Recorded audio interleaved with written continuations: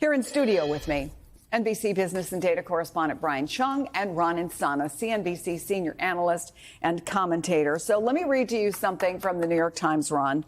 Mr. Trump's efforts to use tariffs to intervene in a criminal trial in a foreign nation is an extraordinary example of how he views levies as a one-size-fits-all cudgel.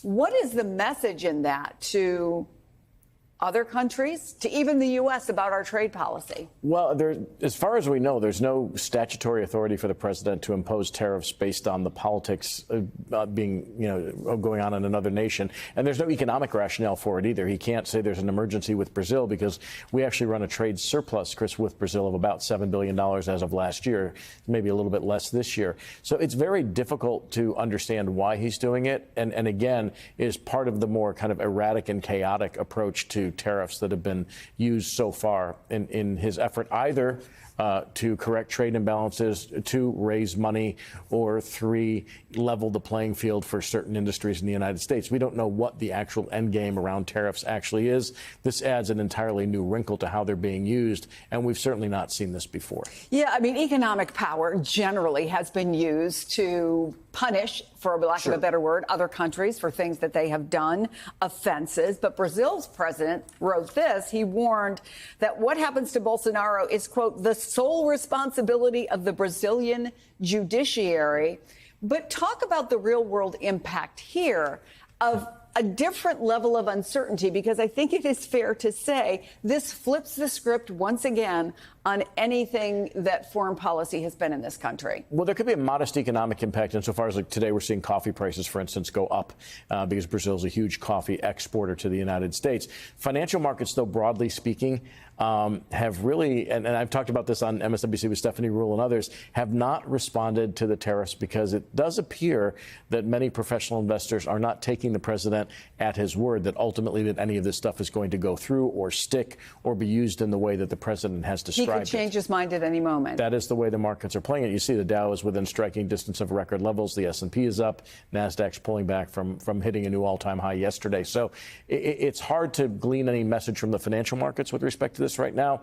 But clearly from a broader global economic perspective, this is unsettling to a wide variety of people and those who are negotiating or trying to negotiate deals with the United States right now. And to jump in on that quickly, UBS, one of these Wall Street banks, their language was, it seems a wasted effort was the words that they used to try to analyze every single Trump Truth Social post, because at the end of the day, these Wall Street banks see that the president will just balk on it once we get closer to the deadline again and kick the can down the road further with another delay. So that's a big reason why we haven't seen the financial markets do anything crazy. But that is a bet in and of itself, Chris, because if the tariffs do come to pass on August 1st, let's say, maybe then markets fall again, maybe even to the degree and magnitude of what we saw in April, because they weren't pricing it in. What's very strange is the existing tariffs now on a blended basis that the United States is charging other countries are at roughly 16%, which is the highest tariff level we've seen since 1936.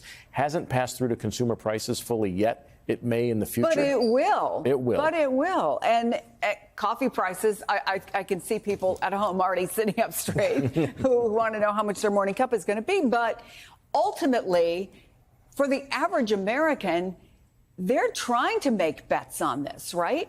I mean, when you look at the sales that are going on right now, I mentioned this yesterday, Walmart, Target, of course, Amazon, people are trying to scope out, how do I save money?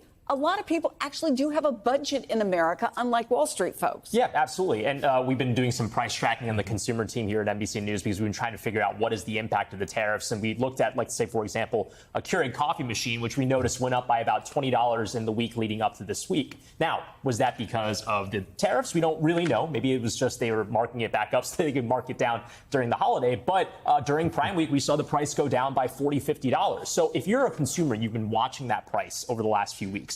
You're thinking, okay, well, if these tariffs are going to come to pass, even if they don't happen yet, if they come into effect in August and I try to buy that same Keurig 3 months after the fact, might I have to pay another $100? So the tariffs are very much weighing on people's minds. Yeah. And there's this distortion where people are having to read NBCnews.com to figure out what the headlines are on the tariff. Or CNBC.com. Or CNBC.com as well, trying to figure out, is now the best time for me to buy a Keurig coffee machine, which is really not a consumer dynamic we had seen prior to this administration. Well, the car dealership that I'm dealing right now, I mentioned this the other night, is giving me a pre-tariff deal on a lease because they don't know in September what auto tariffs are going to be like. And so the 2025 models that are, let's say showroom models are being not discounted, but frozen in price. And so consumers will try to get a jump on the expected tariff increases that could be coming down the road, particularly August 1st, when those reciprocal tariffs that the president talked about might go into effect. I have some personal things I want to talk to you two guys about. Give me some insights, We'll take it Brian. offline. Thank you so much. Thanks.